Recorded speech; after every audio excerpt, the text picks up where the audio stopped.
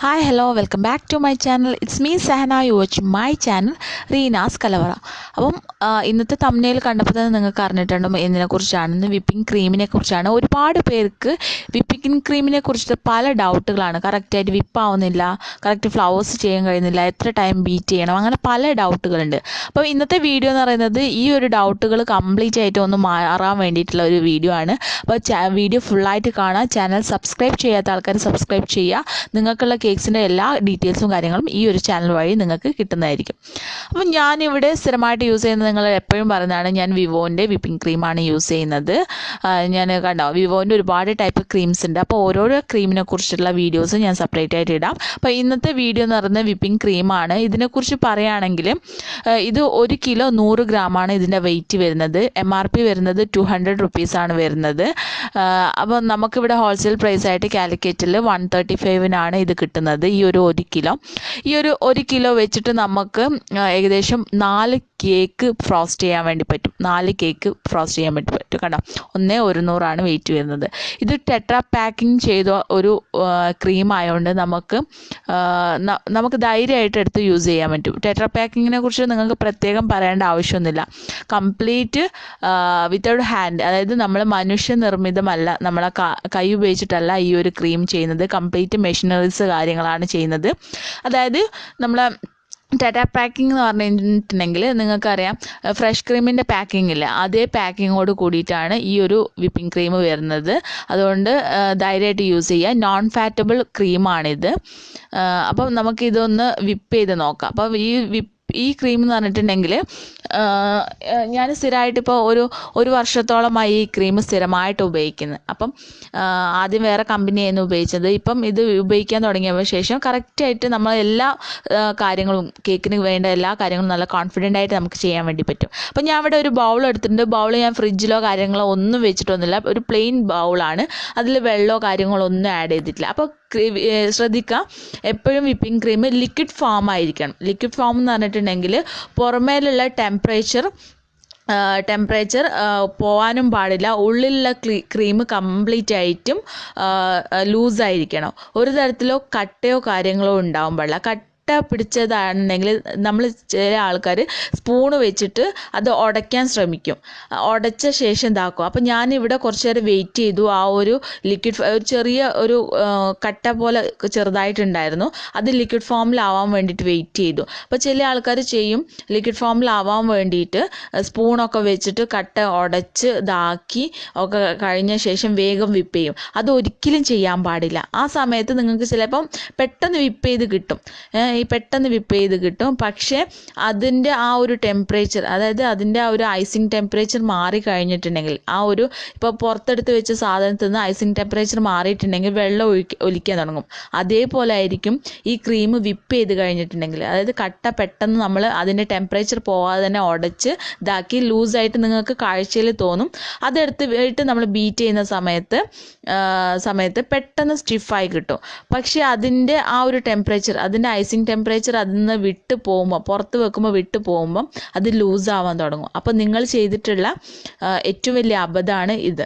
കാരണം വെച്ചിട്ടുണ്ടെങ്കിൽ നിങ്ങൾ അത് വെച്ചിട്ട് ഡെക്കറേഷൻ ചെയ്തിട്ടുണ്ടെങ്കിൽ അതിൻ്റെ ടെമ്പറേച്ചർ മാറിക്കഴിഞ്ഞിട്ടുണ്ടെങ്കിൽ അതിങ്ങനെ ലൂസാവാൻ തുടങ്ങും. അതുകൊണ്ടാണ് നിങ്ങളെ ഡെലിവറി ചെയ്യാൻ നേരത്ത് നിങ്ങളെ ക്രീം ലൂസായി പോകാനുള്ള ഏറ്റവും മെയിൻ കാരണം എന്ന് പറയുന്നത്.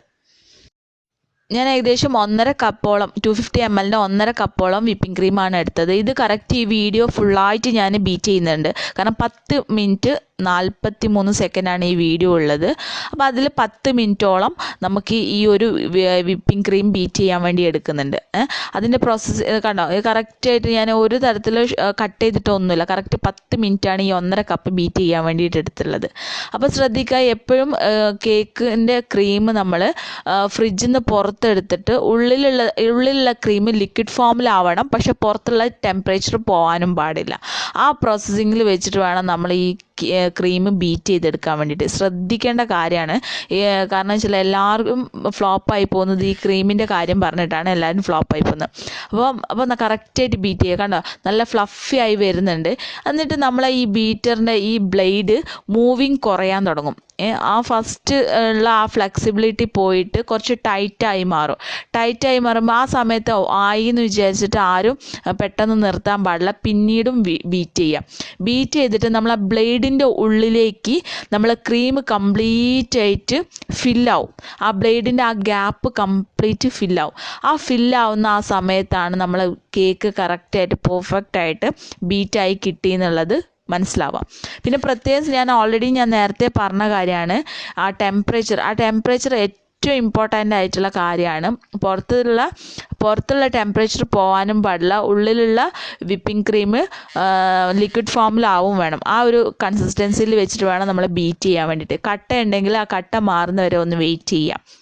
അല്ലെങ്കിൽ ആ കട്ടയോട് കൂടി ചെയ്യുന്ന സമയത്ത് പെട്ടെന്ന് നിങ്ങൾക്ക് സ്റ്റിഫായി കിട്ടും. പക്ഷേ നമ്മൾ ഡെക്കറേഷനൊക്കെ കഴിഞ്ഞിട്ട് ഫ്രിഡ്ജിൽ നിന്നൊക്കെ എടുത്ത് വെച്ച് നമ്മൾ ഡെലിവറി ചെയ്യാൻ നേരത്ത് നമ്മളെ ഡിസൈൻസ് കാര്യങ്ങളൊക്കെ മെൽറ്റിംഗ് ആയിട്ട് തുടങ്ങും. അപ്പോൾ ഈ ഒരു ക്രീമിൻ്റെ പ്രത്യേകത എന്ന് വെച്ചിട്ടുണ്ടെങ്കിൽ മെൽട്ടായി കഴിഞ്ഞിട്ടുണ്ടെങ്കിൽ പിന്നെയും, അതായത് മെൽട്ടായി എന്ന് പറഞ്ഞിട്ടുണ്ടെങ്കിൽ നമ്മളിപ്പം ഐസിങ് ചെയ്ത് കഴിഞ്ഞിട്ട് ലാസ്റ്റിലാണ് നമ്മൾ ഡിസൈൻ ചെയ്യുന്നത്.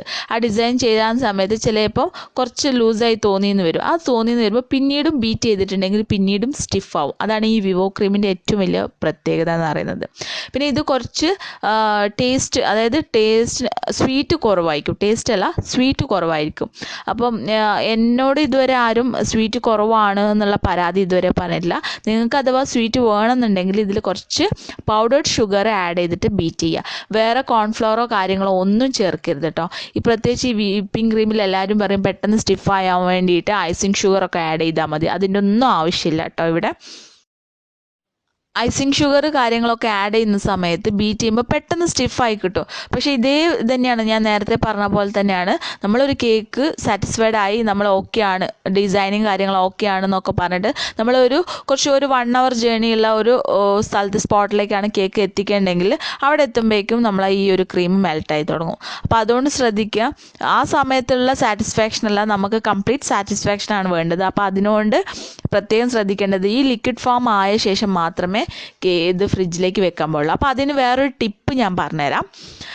നിങ്ങൾ ഫ്രീസറിൽ നിന്ന് എടുത്ത ക്രീം ഒരു വെള്ളത്തിൽ ഒന്നായിട്ട് ഇട്ട് വെച്ച് ഒരു അരമണിക്കൂർ കഴിഞ്ഞ ശേഷം ആ ഒരു ക്രീം എടുത്തിട്ട് ഫ്രിഡ്ജിലേക്ക് വെക്കാം.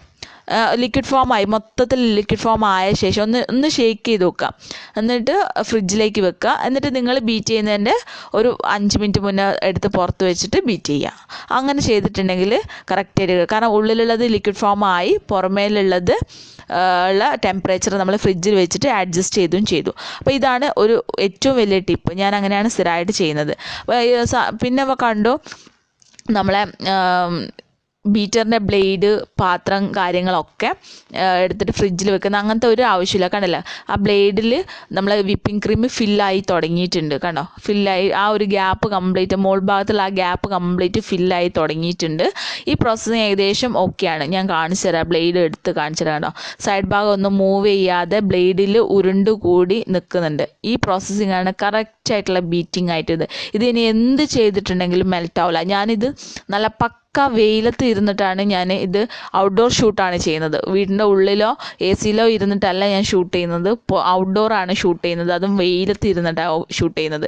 ഇത് ഞാൻ ഒരു 10-20 മിനിറ്റോളം ഞാൻ പുറത്ത് വെയിലത്ത് ഇരുന്നിട്ട് തന്നെ ചെയ്തത്. എന്നിട്ട് പോലും എൻ്റെ ക്രീം മെൽറ്റായിട്ടില്ല. അതാണ് നമ്മൾ ഈ വിവോ ക്രീമിൻ്റെ ഏറ്റവും വലിയ പ്രത്യേകത വരുന്നത്. കണ്ടോ, ആ ക്രീം കംപ്ലീറ്റ് ആയിട്ട് ആ ബ്ലേഡിൻ്റെ ഉള്ളിൽ കുടുങ്ങി കിടക്കുന്നുണ്ട്. ഇതാണ് കറക്റ്റായിട്ടുള്ളത്. വേറെ ഒന്നും നോക്കണ്ട.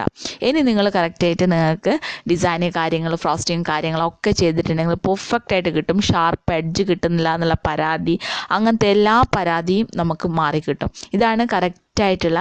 ഇത് ഞാൻ എടുത്തും പറഞ്ഞ് ആവർത്തിക്കാൻ കാരണം നിങ്ങളെല്ലാവരും ചെയ്യുന്ന ഏറ്റവും വലിയ തെറ്റുകൾ ചെയ്ത് പഠിക്കേണ്ടെന്ന് വെച്ചിട്ടാണ് പിന്നെ ആവർത്തിച്ച് പറയുന്നത്. ചില ആൾക്കാർക്ക് മടുപ്പ് ഉണ്ടാക്കും ഞാനിങ്ങനെ ആവർത്തിച്ച് പറയുന്നത്. കാരണം വെച്ചാൽ നിങ്ങളത് കറക്റ്റായിട്ട് കിട്ടാൻ വേണ്ടിയിട്ടാണ് ഞാൻ പിന്നെയും പറഞ്ഞുകൊണ്ടിരിക്കുന്നത്.